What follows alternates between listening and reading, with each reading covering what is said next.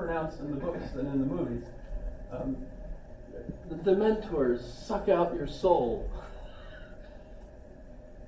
You know, that's like the ultimate loss, because they suck out your soul. But that sounds almost as if, well, the body is you and your soul is part of your body. So if you're going to lose your soul, you know, now you're basically going to be a zombie. Which, by the way, is, I think, the current way that we play with this whole problem of, you know, how important is your soul? What is your soul? Remember, I was raised Roman Catholic. Ended up switching to Episcopalian once I got married, because you couldn't become a priest in the Roman Catholic Church if you were already married. There's a conflict there. Still is, for the most part. But the Episcopal Church was really great. You could be both married and a priest at the same time. And I thought, wow, I'll switch to the Episcopal Church. And I almost even went to seminary. That was fun.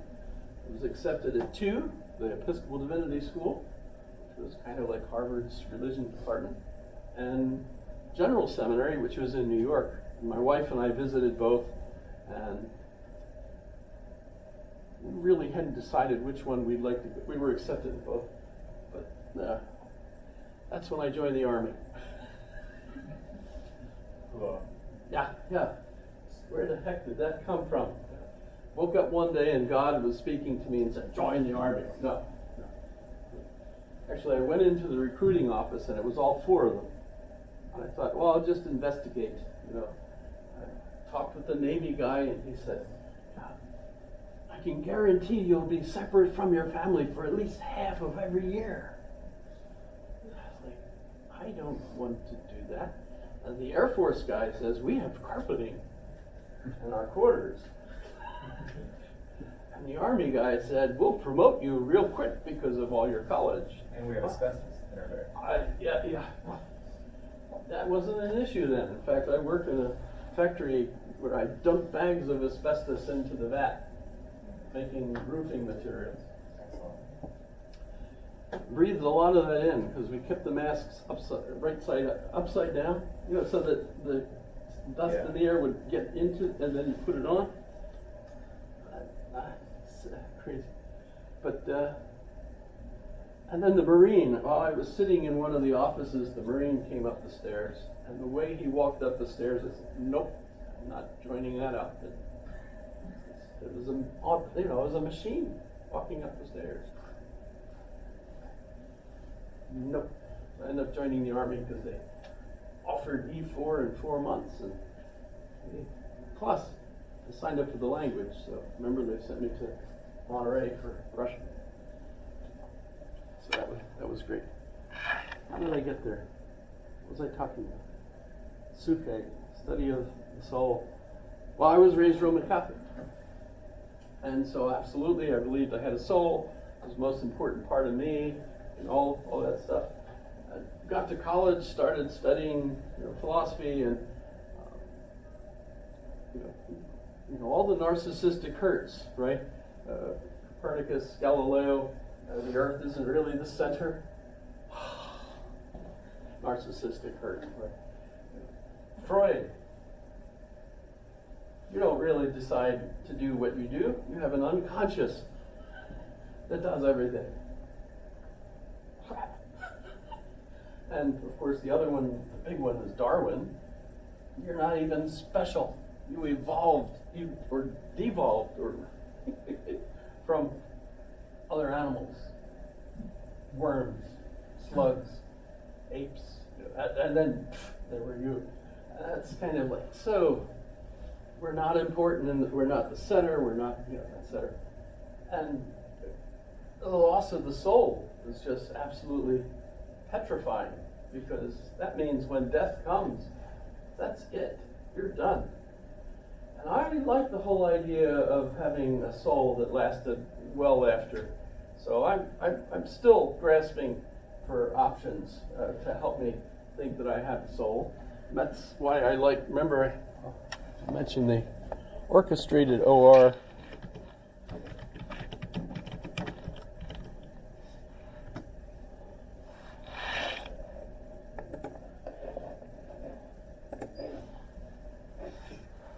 I mentioned this before.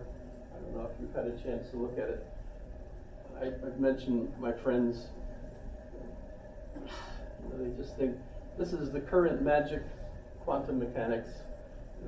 But the thing is that the scientists all say this is, that's the way things are. Everything's made up of smaller particles, smaller. Planck constant indicating you can't get smaller than that. I don't know why. I don't understand that. But in any case, you have these quarks, and they're non-local, right? They're non-local. They aren't existing right here, but they can tunnel, right? Quantum tunneling through time and space. And they've done experiments. So quantum tunneling is a real thing. In fact, when you study how the sun works, quantum tunneling is why it's still going. It gives it kind of an almost infinite amount of fuel, the way it works. And every particle is basically made up of these particles, when you get down to the bottom particles, and as a result, time and space are all one in some sense, and you're part of it.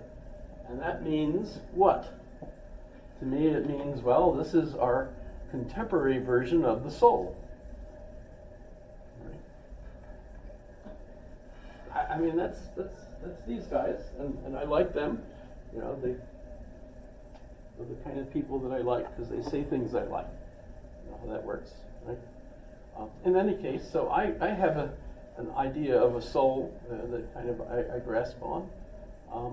But Plato gives us this interesting argument, and it comes in the Phaedo.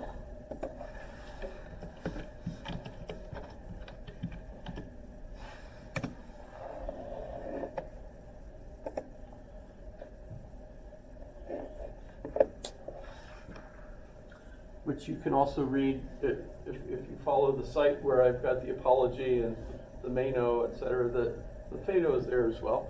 The Phaedo is the dialogue that occurs when Socrates is drinking the hemlock. And why is he perfectly calm drinking the hemlock? It's because the hemlock is just going to kill his body. And it's going to release his soul. And he doesn't, he's not sure. He thinks it's a 50-50, right? Where's the soul going to go? He's hoping that he's going to get to spend all eternity having more dialogues with great individuals that he would love to, have his typical Socratic dialogue with. That's what he's looking forward to, more of what he likes. So heaven. There's stories, how the Greeks interpreted you're going to the left for one choice and the right for another choice, and so on. Remember, the Egyptians have concepts of the soul as well. Remember the Pharaoh in the Book of the Dead? The Pharaoh has to be tested to see if he can go into heaven, and his heart has to be weighed against the feather. And if his heart is lighter than the feather, then he can go on to heaven. And of course, all the stuff that they put in the tomb is supposed to help his soul when he's in the afterlife, etc. Yes? So the concept of soul is around. In fact, when we think in the Hindu concept of reincarnation, which literally means back into the meat, right? Chili con carne, chili with meat. So reincarnation, back to the meat. So the soul have a wonderful metaphor of a row of candles. One of them is lit, and as that one burns out, the next candle picks up the fire and then keeps passing it on. So the soul keeps going. It just moves to different bodies. By the way, there's some really fascinating things about young kids that think that they were somebody else, and then they listen to them and they discover that there is a real person that is that person, and that somehow the kid, you've heard these? That's pretty, where does that come from? How do you explain things like that? How do you explain the kinds of things that Stuart Hameroff experiences when he's bringing people back from the unconscious in anesthesia operations, right? Plato's argument, and maybe it was Socrates' argument, but it's at least Plato's argument, that the soul has no parts. Has no parts. Well, what's the implications of that? We could go and look at. I'll move on from this and just Euclid elements.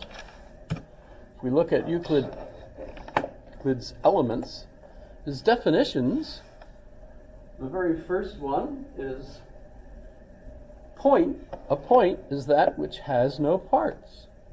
Where am I? I can't quite see this. It's so small.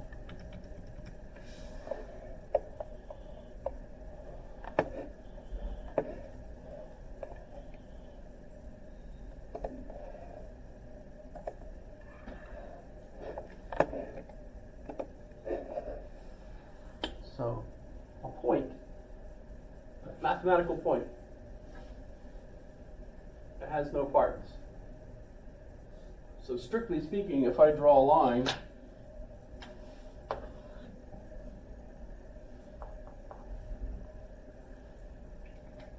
that's a metaphor for a line, but it's not a real line because a real line has to be invisible, right? These points have lots of parts, and in fact, they're not two-dimensional. It's not one-dimensional. This is three-dimensional. It has depth, the depth of the ink. Oh, I thought you meant the actual line itself. Oh, the actual line itself is one-dimensional, and the points on it have no parts. So when we get Plato saying the soul has no parts, one implication is you can't make something that has no parts. In order to make something, you have to basically, here's all the parts. I just got my crucifix from IKEA, and here's the cross, and here's my thing of Jesus, and I put him on there, and here's the nails, and I go, ooh, maybe I don't want to put this one together, But yeah, to put something together, you have to have the parts. You put them together, and then you have something. And how do you break it? Take it apart. Yeah. So that you might even have a part that has parts, of course. Actually, I can't imagine any part not having parts and parts and parts and parts. It's parts all the way down. Or as the one lady says to Bertrand Russell, it's turtles all the way down. You ever heard that? No. The title of a great book. Well, it's apparently a lady said to Bertrand Russell, it's turtles, young man. What's that on? That's on the earth. What's the earth on? It's on a turtle. And what's another turtle? Don't fool me. You can't fool me. It's turtles all the way down. So that's just, I don't know. There's a song that's called Turtles All the Way Down. No kidding. You'll have to email me the link. I'd like to listen to it. So, unless you have parts, you can't create something, and you can't destroy it. So theoretically, if the soul has no parts, it's not made. It's always been there. Now that's going to be changed drastically with Christianity, because in Christianity the fetus is ensouled. So it starts off as a body, and then a soul is created in it. So it's not like the soul inhabits it, but instead the soul starts in it. And at least with Aquinas, the soul arrives, it becomes ensouled when it starts to kick. Oh, right? I've never had a baby. I mean, that, Only male I know of that's ever had a baby was